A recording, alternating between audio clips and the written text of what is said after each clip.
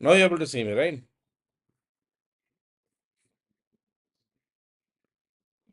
Now you're able to see me, right? Perfect.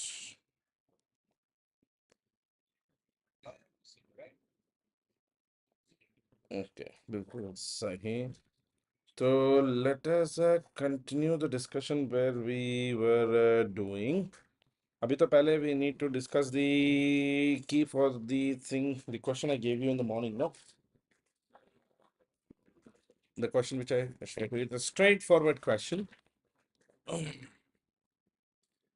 सीधी बात. And हाँ,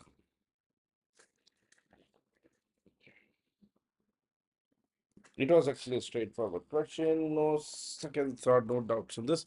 Expansion of in India was British expansion in India was drawn more by internal political instability, economic distress, and stagnant society than by British domination. Critically analyze or examine critically. This is basically a straightforward question.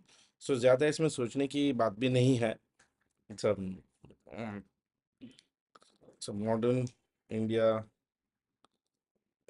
question. Now, again, the logic is pretty same, guys. You give introduction, then you talk about the body, the main factors, political instability, economic distress, and stagnant society. So basically, all the three factors. And uske baad you give slight suggestions because it's critically examined. So you also suggest it, support it, and then you give a conclusion. Conclusion. So the question is basically asking British expansion in India. This was driven more by political instability in India, economic distress of India, and expand the stagnant society. So all the three.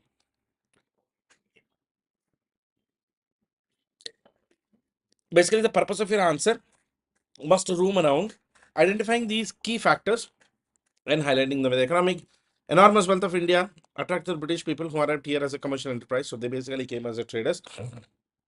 And unrestricted access to the wealth required total political control of the nation, and that's why they got involved, or they were able to, British were able to successfully exploit all the internal problems. Now, internal political crisis, India में सबसे बड़ा problem ये था that thanks to Nadir Shah's invasion, if I was writing, that's how I'll write. Word limit is actually 250 words. So in this answer, I've given you somewhere about 465 words. इसमें तो I've given you somewhere about 458 words, but general word limit is 250 words. जिसमें से आधा लिखोगे तो भी चलेगा. Okay. Now, Nadir Shah invasion ended the Mughal superiority by 1739.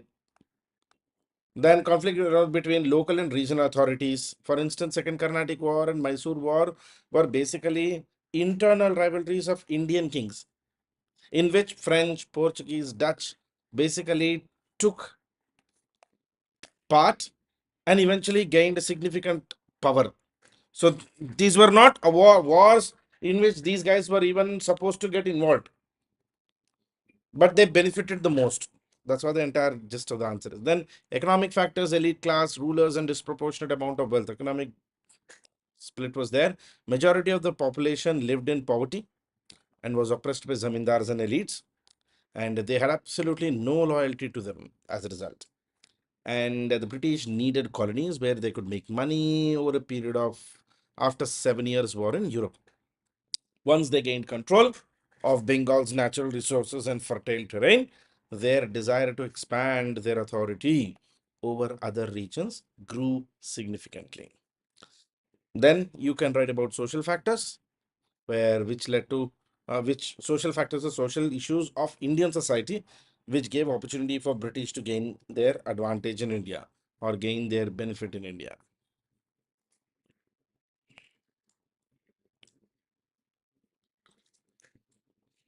The most significant, you can say, social issues is industrial revolution and renaissance were occurring in Europe, and superstition and religious beliefs. Superstition, religion controlled Indian civilization, causing complete social stagnation. India was actually stuck in the medieval world, whereas Europe was going through the modernization. You have to sort of keep answering on that aspect. The majority of the people lacked education, and they were only which were available only to the privileged classes. There was absolute lack of nationalism. In fact, there was no sense of nationalism, and there existed disunity among the people. The British had opportunity to increase their territorial control over India through social and political weakness. Now, look, since the answer is a critically analyze, you got you we have here this part we've identified the negatives. We also need to give some of the positives.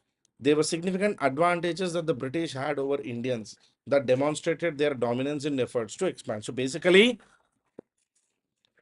since the question is asking to critically analyze, we are going to give a perspective that British expansion in India is not only because of Indian weakness, but also because of certain advantages the British had over others.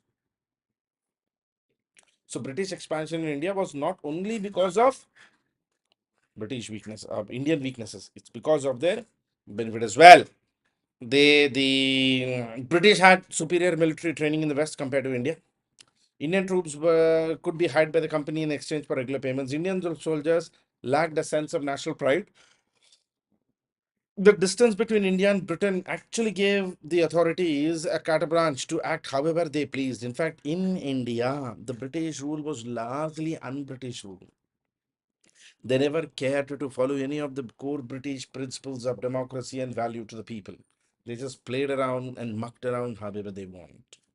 An East India Company kept its monopoly and received imperial assistance from Britain consistently, time and again. Thus, it can be concluded that despite British dominance in several fields, such as military training, tactic, and assistance of the British Empire, the British advance in India, however, was primarily due as a result of Indian society's fragility or weakness and internal political crisis within India. So the answer of this question is basically, since it is critically examined, you first need to support that yes, because of internal political instability, economic distress, and social stagnation, British were able to dominate India. And at the same time, you also need to say that as a critical part, that it's not only because of these, but there were also certain inherent uniqueness or benefits of British which made them better. Inherent benefits of British. Okay. So this is the answer for today's question. So 9th of June. Now let us continue the world history part, which we had pending.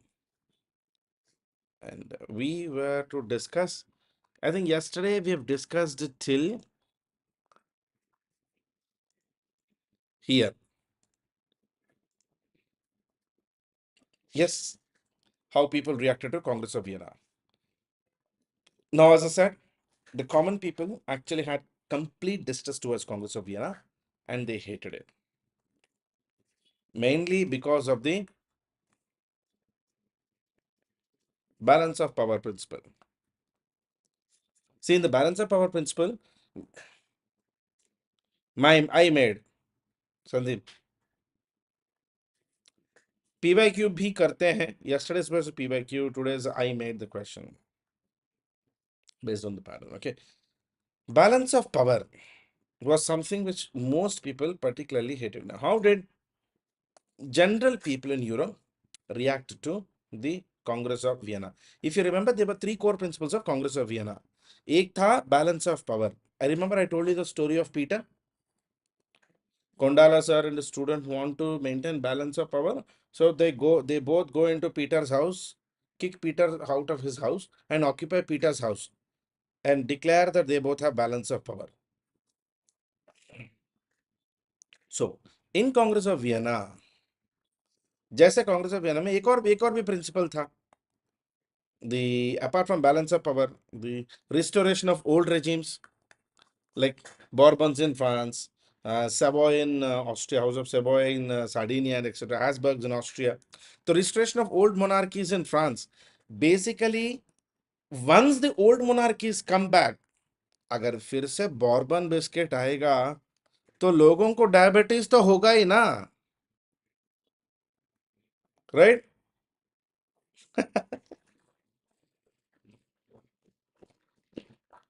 है कि नहीं?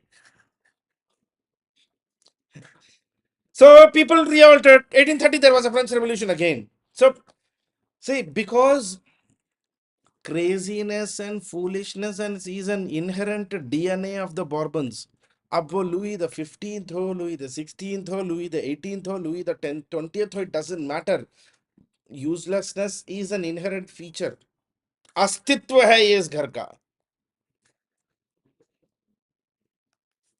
And there were two revolutions which happened: 1830, July Revolution; 1848, February Revolution. Obviously, both the revolutions were attempted to be crushed. There were attempts done by the Congress of Vienna to crush both the revolutions, but it never happened. Simple. Metternich system tried to crush these revolutions, but nahi hua. Now, why did 1830 French Revolution happen again? Why 1830 Revolution? The reason was pretty simple. Old monarchies was brought back in Europe and France. And I'll tell you one famous quotation from this period. You know, democracy is actually like wine. You will not like it for the first time, but as you continue to use it, you become addicted to it. And then you just cannot live without it. Democracy एक शराब की तरह होता है, लत लग गई तो लग गई. अब फ्रांस के पीपल भी ऐसे ही थे.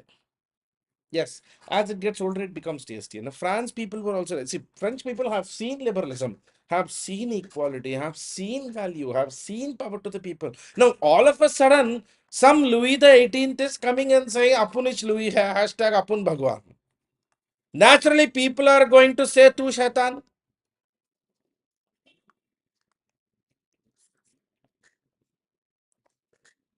Right. Now, Louis the 18th, who came, who was a descendant of the Louis the 16th, was an old man, weak personality like Louis the 16th. Naturally, French people. Initially, French people never really opposed him because, I mean, for the French people, he was not even worth it.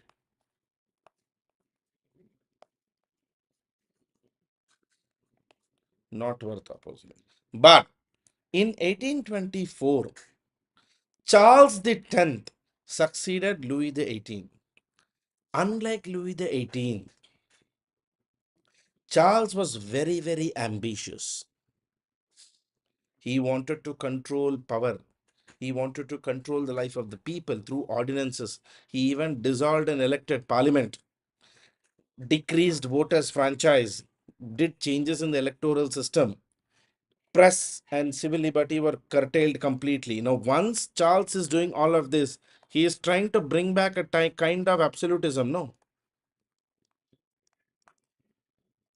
So the people of France revolted. They were on the streets. They were protesting. धरने पे उतरा है लोग. Initially, why they did not protest is because Louis the 18th was very weak. He never really cared to do any big changes.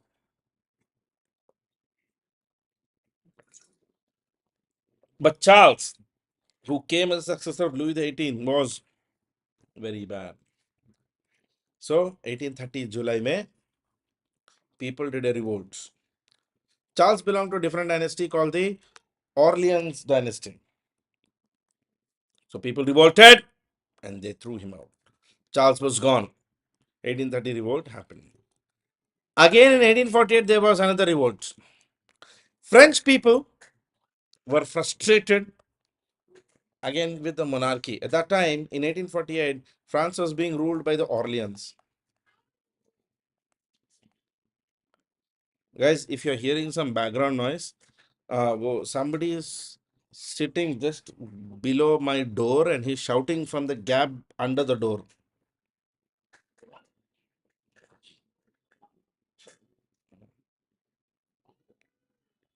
Shh. French people wanted to change, but eventually people revolted. This time in 1848, again there was a revolution and another Napoleon came to power. Napoleon III. became president of France. Again, Second French Republic was established in 1848. But this time, 1848 revolution was very strong. If you see the impact between 1830 and 1848, the impacts were quite different. In 1830 revolution, the Bourbon dynasty ended. A new dynasty called the Orleans came to power. France became a constitutional monarchy and middle class became very, very strong. In the 1830, when they ended the Louis the 18th and they brought Charles.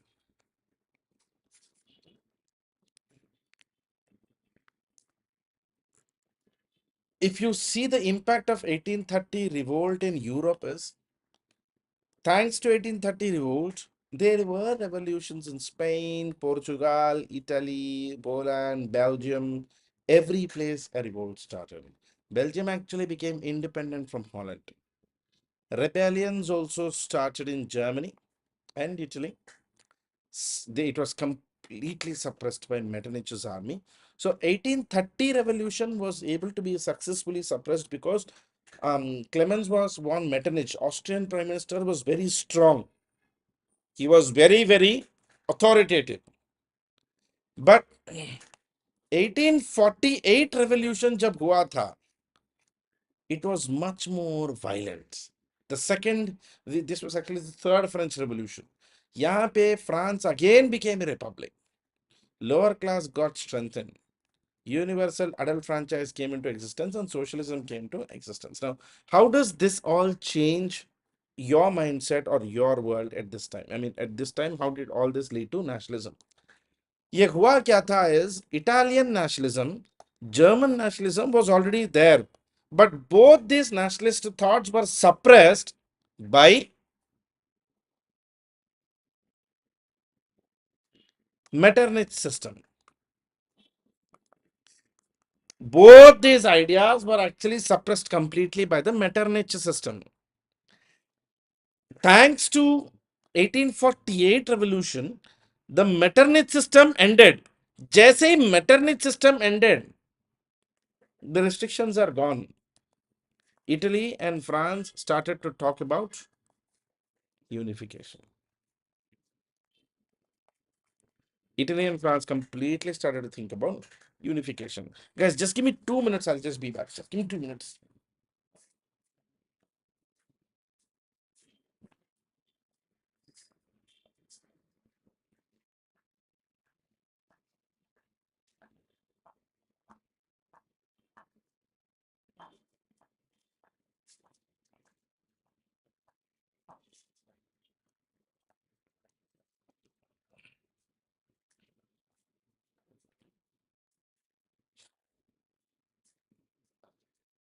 So, unification movement looked like a reality after the end of the Metternich mechanism.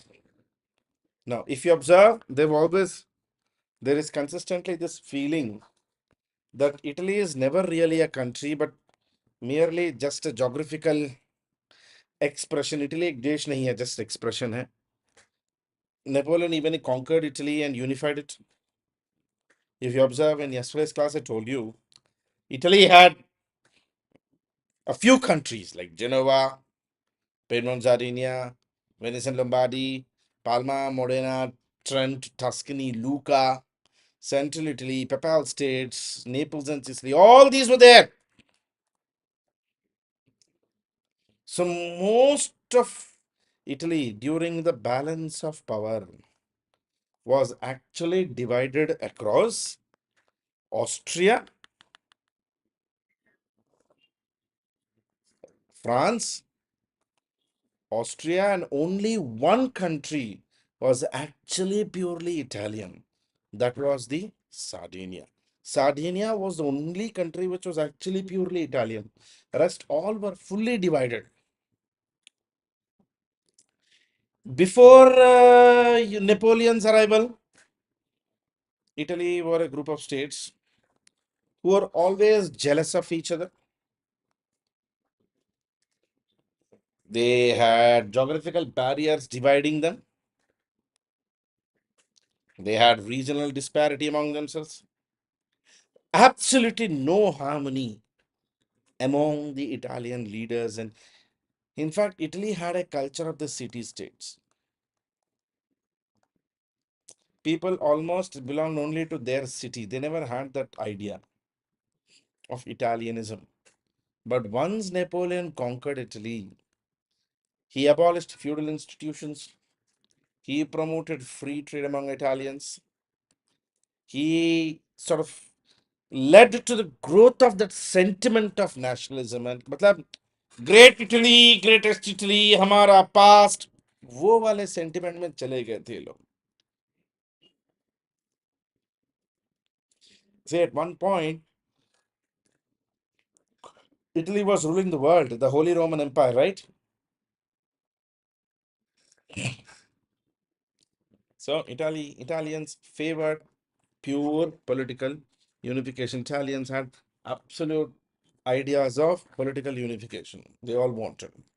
So Italy in 1815 was not United Nations. It was divided into three major regions: the Austrian region, the Sardinian region, and the French region. Most of the parts were foreign, controlled by Austria and France. There were parts in central Italy which were controlled by Pope, and there were some other parts which were independent and had their own king. By 1830s, a sense of nationalism developed among Italians, thanks to events like a shared history, ancient Rome, Renaissance thought, even shared enemies. See, during Napoleonic Wars, they were all victims of Napoleon's invasions. ये भी था. Now, how the things started to go through? What is the process? We'll see. There were few wars which were fought, mainly 1858 to 59. There was a war between Austria and Italy, and 1860 में Parma, Modena, Tuscany also got involved, got integrated into one nation. 1866 Venice and 1870 Rome. You can see the graphical movement how things are going. एक एक करके. So final unification process started in 1859, but it concluded in 1870. 1859 में शुरू करके 1870 में खत्म हो गया था. इटली बन चुका था.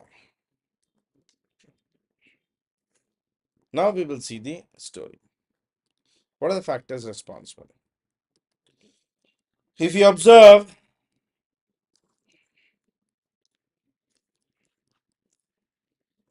until these three we've already covered: Napoleon, Congress of Vienna, 1830, 1848 revolution. From here we will see this. Fall of European Congress. By 1848, the Metternich system ended. Then there were people like Mazzini, Cavour, Garibaldi, who played very important wars. Crimean War 1854, German unification 1870, eventually economic development and integration of Italy. These are the events we will see. See, in Italian unification, we generally give credit to three people.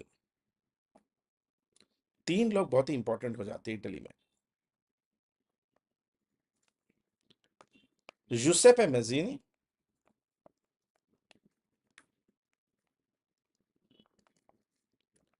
Count Camillo de Cavour, and Garibaldi.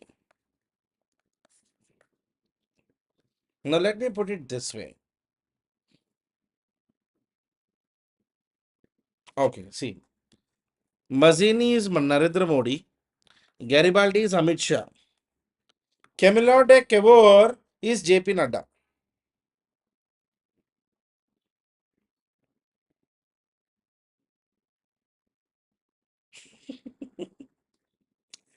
Yes, Bismarck is from Germany.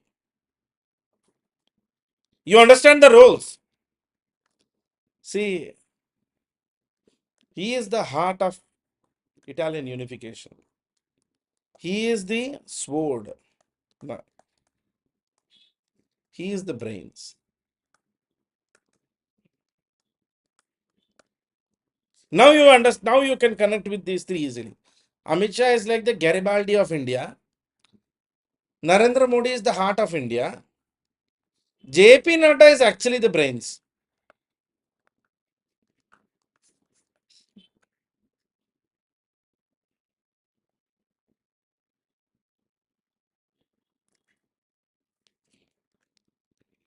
That is why Italian flag has three colors. तीन रंग होते हैं, red, green and whites. Three leaders who played a big role in Italian unification. Now, what all happened in the background? Bourbon dynasty was restored in France and they got South Italy, which is Naples and Sicily, as part of the Congress of Vienna system. Piedmont, Sardinia was given back to the Savoys. Now, you have to understand in the history that Savoys were actually the only Italians, ethnic Italians who were ruling part of Italy. बाकी पूरे या तो Austrian थे या तो French थे. I mean, the remaining Italian kingdoms which were there, they were all either Austrian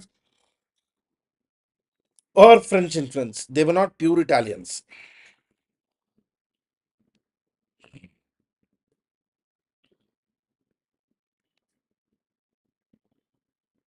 They were not pure Italians.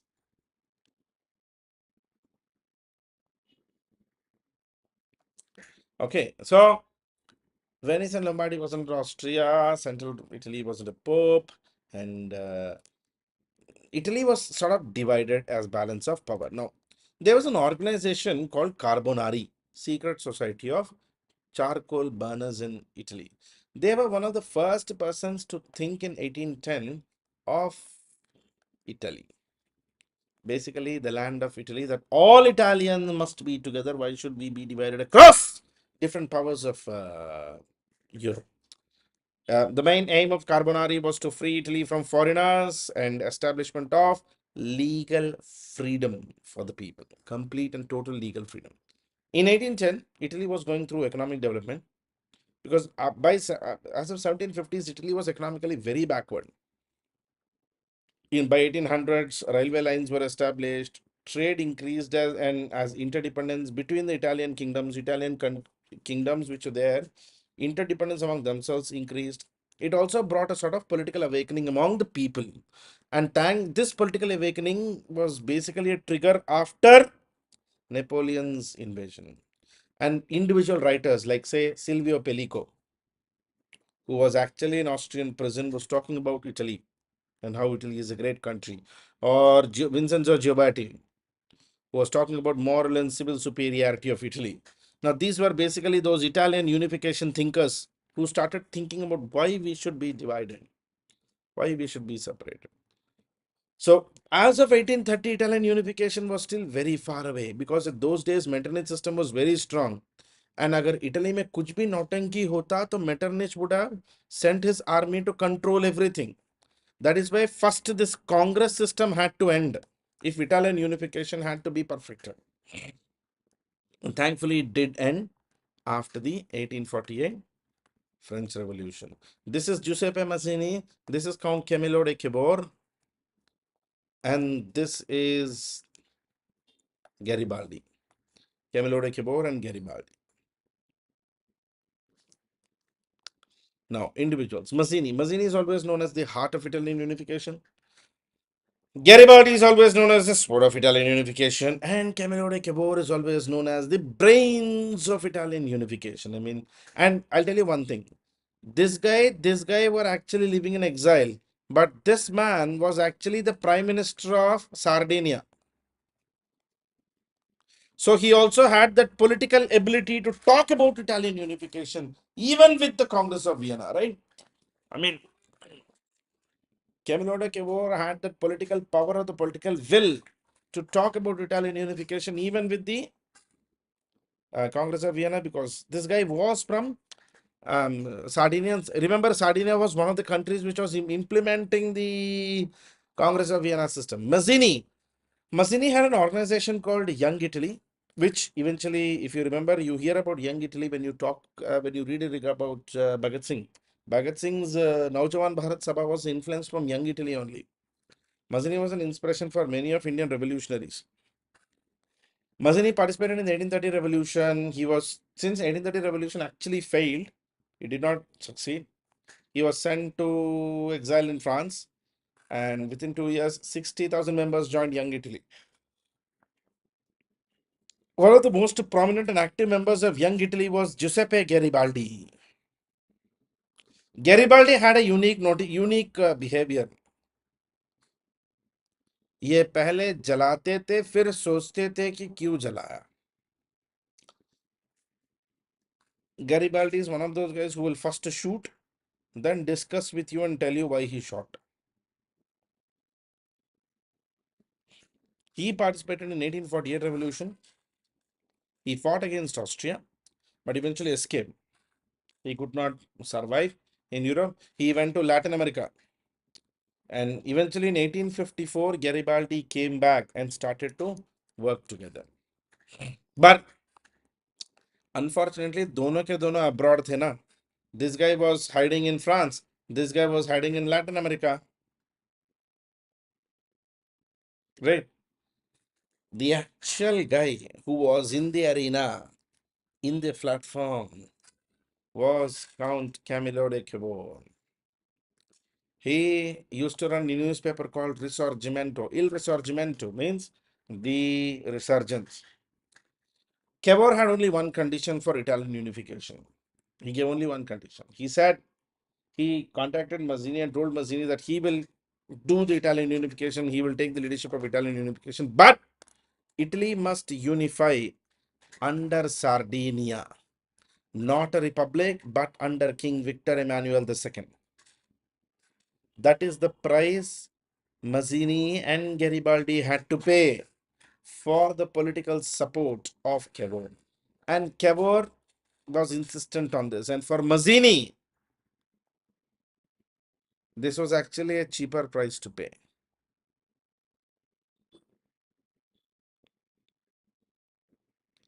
For Mazzini, this was a much cheaper price to pay.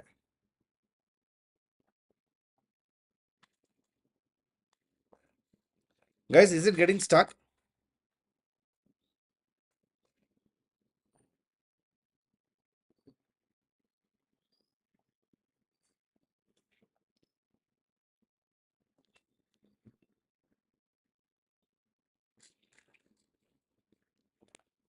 Guys, is it getting stuck? No, right? Hmm.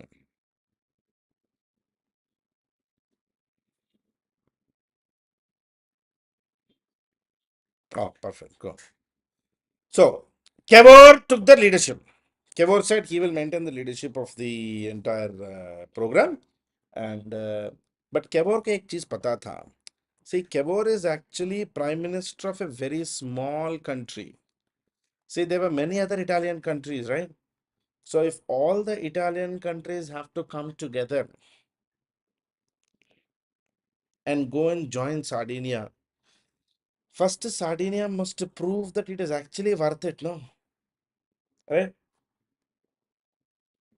Don't you think first Sardinia must prove that it is actually worth being the leader of Italians? That is why Cavour identified two obstacles in Italy's unification. Number one, economy and diplomacy. He introduced a very good diplomacy and also a very good economic policy. Now, what is meant by smart diplomacy is Cavour knew this part, that all members or at least majority members of shapes have to come together to recognize Italy in unification. Otherwise, unification of Italy is not possible. ये Cavour को अच्छी तरह पता था. So Cavour introduced a certain economic policy first. For example, he made Piedmont Sardinia a model state, established banks, cooperative societies, took Piedmont Sardinia on the path of economic growth. He abolished the privileges of church, gave people liberty of press, promoted, he abolished privilege of church, liberty of press, civil rights. He made Sardinia a model developed modern state. He gave all that Sardinia needed. In fact, Piedmont Sardinia was so unique and so quick in development. Like he actually took it on the path of industrial revolution. As of 1854, Piedmont Sardinia had a military force of 90,000 soldiers. Cavour even fortified many old places, made Piedmont Sardinia look like an ideal state. So in the next few years, Cavour made his state role model in Italy. In fact, such was Sardinia's growth that all other Italian nations, all other Italian provinces which were there, they took Cavour as an inspiration and Piedmont Sardinia as an inspiration. Now, so economically he developed it. Now, what is diplomacy? Now, diplomacy, smart diplomacy में problem क्या है? Cavour at least needs to get majority of the shapes members to support his ideals of growth, right? Like for example, the Eastern question. He used smart diplomacy. In fact, there was very interesting event which happened. 1854 May, there was something called the Crimean War. Crimea was being fought between Britain, France versus Russia. Britain and France versus Russia, there was a war in Crimea. Cavour was not invited. See, Crimean War really has nothing to do with Cavour, correct? Don't you think Crimean War actually has nothing to do with Cavour?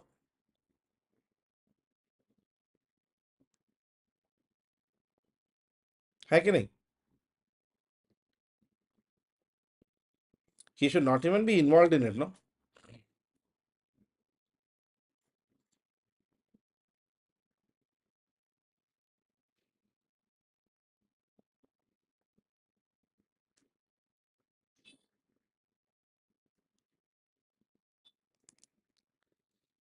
Without invite, Cavour had those 90,000 soldiers.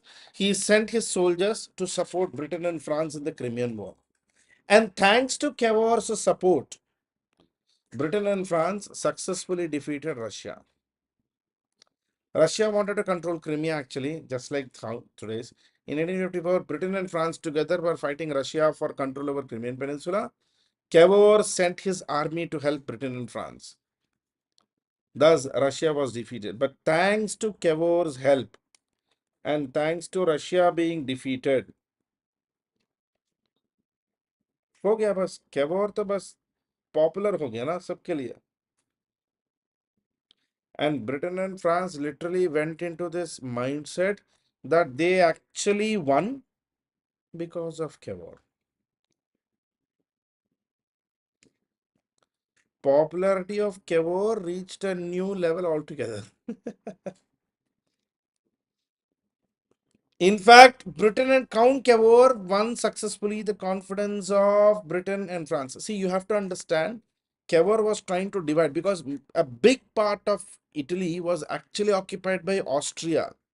By becoming friends with Britain and France, Cavour can now directly challenge Austria and get Austrian Italian provinces under his control. Basically, shapes के बीच में झगड़ा करा दिया इसने.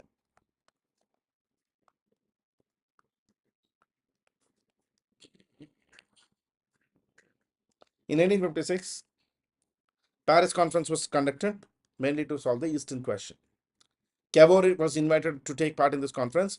In the conference, Cavour actually spoke about how Austria is misusing its influence and Austria has colonized Italy and how Austria is insulted and all that. He made Britain and France aware about condition of Italy and how Italy is suffering under Austria. Turant, you can understand the reaction. Cavour even went and signed and pact with Napoleon III of France called the Plombiers Pact. Under the Plombiers Pact, France promised total and blanket support to Cavour if at all Sardinia is ever attacked by Austria. Successfully झगड़ा करा दिया इसने. France will help Italy to fight against Austria. And with Britain, he did another treaty. Britain openly told that Austria must leave Italy alone and that Italy belongs to Italians. The same Britain which supported Italian occupation by Austria was now against Austria.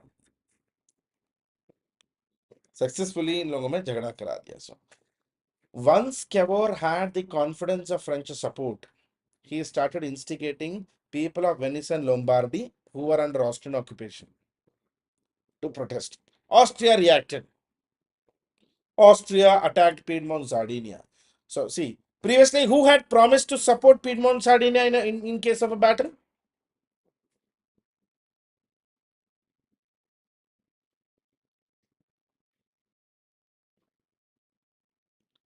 Who has given the promise to Piedmont, Sardinia कि अगर Austria के साथ जंग हुआ तो हम आएंगे? France. Austria reacted. France declared war.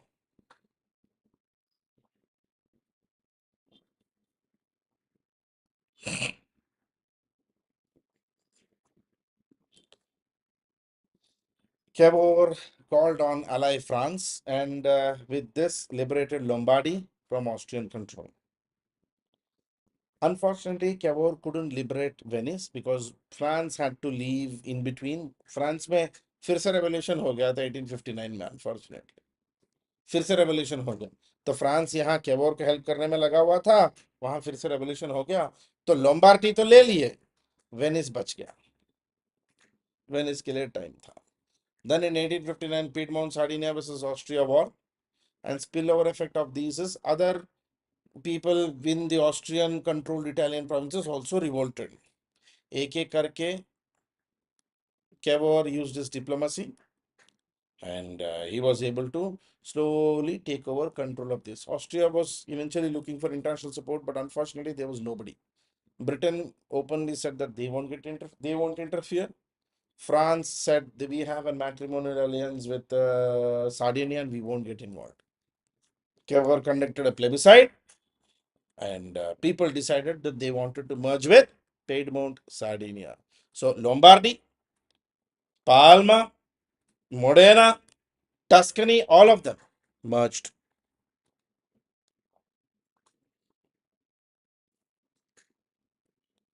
Coming to integration of Naples and Sicily in 1816.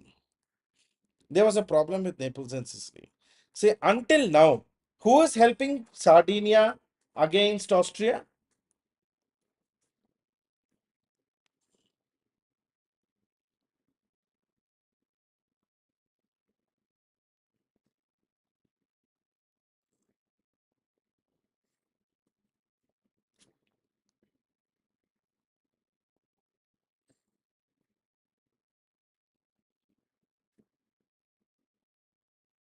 France. But who controls Naples and Sicily?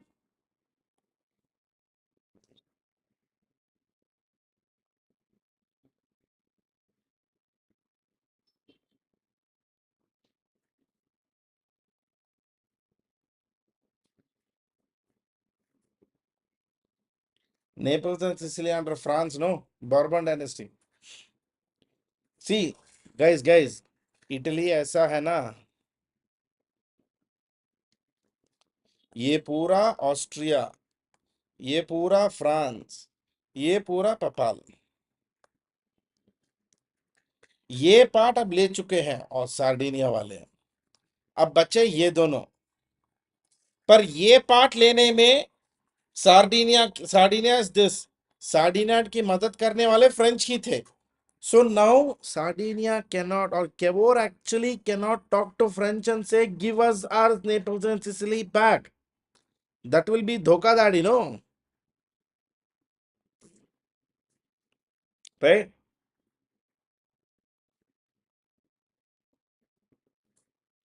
Very simple. Sandeep, you understood till now? Pura northern Italy is under Austria. Central Italy is under Pope. Southern Italy is under France. Sardinia was able to successfully occupy northern Italy with the help of French support against Austria. But now the problem is Sardinia cannot approach France against France. Now they need a new friend because अब Austria गया. Now it is France. So Cavour did a very simple logic.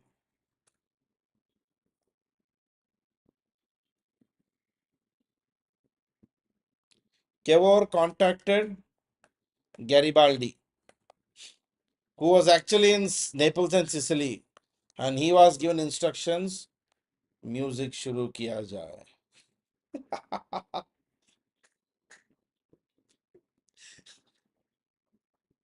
And Garibaldi started his music. Naturally, France complained. Expected, na? Then Cavour was like, Garibaldi कौन?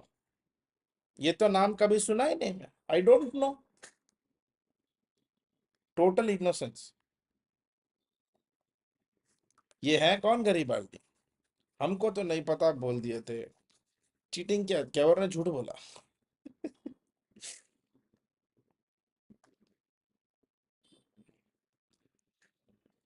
Napoleon III and Cavour had conducted Columbia's Pact. So Naples and Sicily was under French.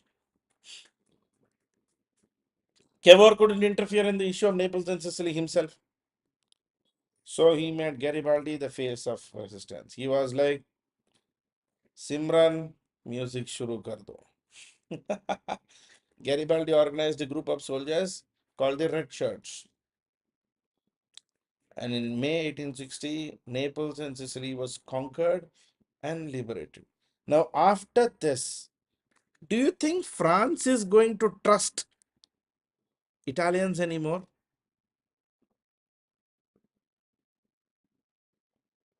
Do you think France is going to trust Italians anymore? No. Do you think Austria is going to trust Italians anymore?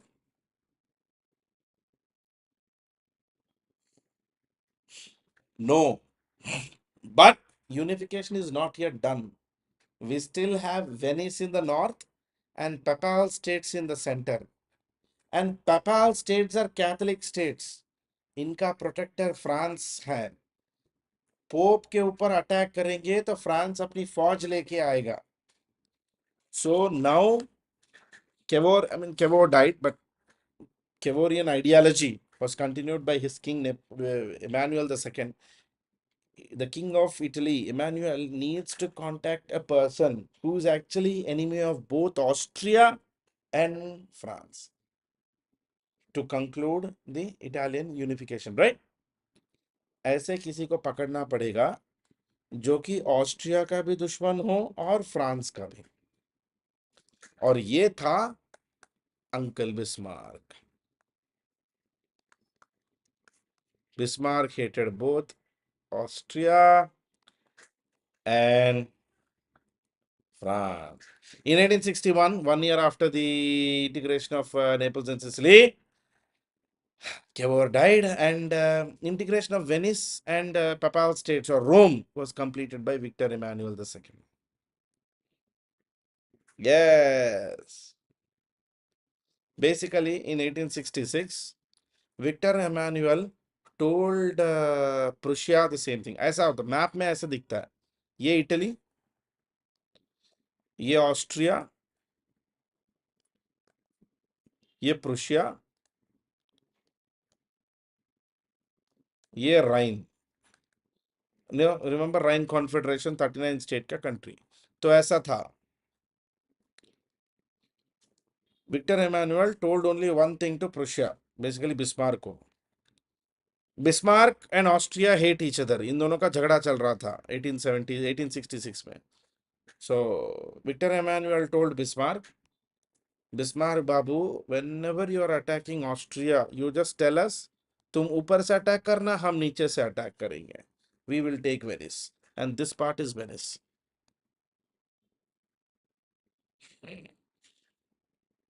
Battle of Sedova.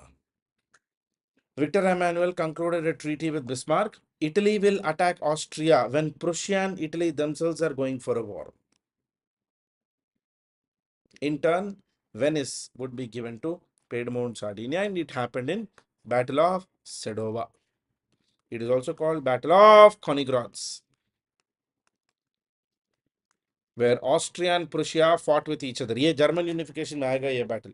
Austria and Prussia fought against each other, and Austria was defeated because Prussia also had the support of Sardinia. Venice was merged with Italy. That same treaty, same thing happened in 1870. Bismarck को बोल दिया था Italy ने. Sardinia told Bismarck that Bismarck uncle, whenever you are attacking France, you just tell us. Same day we will attack Rome because Pope is under the protection of French army. If Prussia and France are fighting a war, French army cannot be in Rome. They have to go to France. The Pope will not have an army. We will go occupy Pope.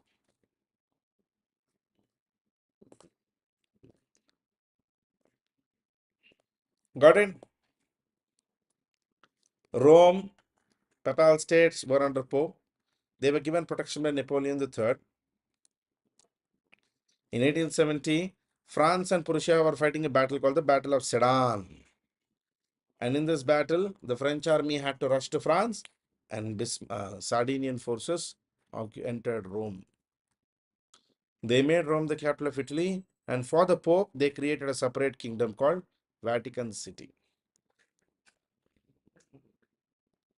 Bismarck was playing double cross or triple cross. We will come there. No, it's a pretty simple. So integration of unification of Italy, if you want to remember and recollect, this is pretty simple. There were three parts. The northern part was Austrian, the central part was Papal, the southern part was French. Initially, Sardinia, Piedmont occupied the northern part by using France against Austrian occupiers. Then Sardinia used Prussia, of enemy of Austria, to occupy even the central parts. And with France, Sardinia used a local political party called the Red Shirts Party, or the military wing of Young Italy. Yes, siege of Young Italy. धीरे धीरे करके एक एक करके all the states were occupied. Piedmont, Sardinia, Venetia, Lombardy, Romagna, Parma, Modena, Lucca, Tuscany, Papal States, Rome, and Naples. So Italian unification. Would you agree with me if I go to the extent of saying that Italian unification was actually concluded only politically but not social and economic unification? See, most of this northern Italy was resource rich. So they had a lot of wealth, a lot of business, a lot of industries. Most of south was poor, agriculturists. इसलिए बाद में दे बहुत Italy में बहुत सारा झगड़ा हुआ था, and out of this frustration only he came Mussolini.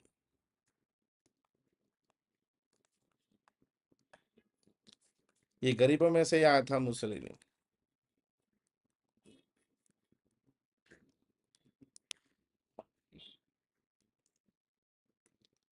Got it? So initially 1815 Italy was like this. Then धीरे धीरे करके all these were occupied. The northern parts Austria के हाथ से उठा लिए गए थे. Then by 1861 after Garibaldi's involvement, entire Italy was ready. Only two parts were independent, or Venetia, which was under Austria, or Venice, and Patrimony of Saint Peter or Papal States under Pope. Finally, वो भी with the help of Prussia in the Battle of Konigra, Battle of ये occupy हुआ था battle of Sadowa, ये occupy हुआ था battle of सेडीना.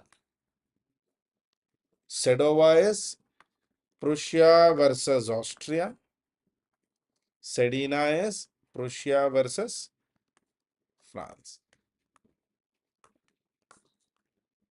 Italy was united now. As of 1870, Italy was one country under Victor Emmanuel the second. Okay, so that's it in the session from Italian unification, guys, and we will end the story here for today.